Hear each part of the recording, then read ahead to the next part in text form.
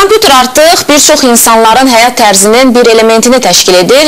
Yəni, vaxtının çox hissəsini bu qurğu ətrafında keçirənlər bilirsiniz ki, az deyil. Bəs onlar məşğul olduqları fəaliyyətin təhlükəsizliyinin qorunmasından əmindirlərmi? Əməkdaşlarımız bu məsələni araşdırıb. Statistik məlumatlara görə kompüterdən istifadə edən əksər insanlar gün ərzində ən azı 7 saat internetdən yararlanır. Maraqlıdır, bəs elektron ünvanların və sosial şəbəkələrdə açılan profil şəkillərinin təhlükəsizliyini necə qorumaq mümkündürmü?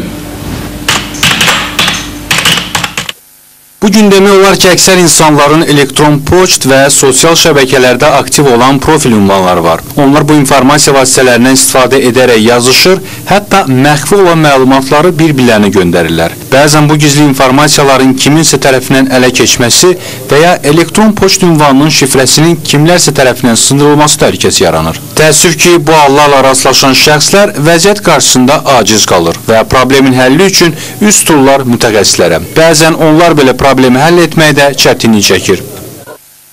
Ən primitiv üsul budur ki, şifrələrində olan simvolların mürəkkəbliyinə xidmət fikir versinlər. Deyək ki, böyük, kiçik işarələrindən, rəqəmlərdən, müəyyən simvollardan istifadə edərək şifrələrinin təhlükəsizliyini möhkəmləndirsinlər. İkincisi, müəyyən vaxtdan bir şifrəni dəyişmək. Tutaq ki, adətən vətəndaşlar illərlə eyni şifrə istifadə edirlər. Mütəxəssislər yalnız sınanmış elektron poçt ünvanlarından istifadə etməyi və eyni zamanda bu vasitələrə edilən giriş-çıxışları telefon nömrələrinə yönləndirməyi məsləhət görür.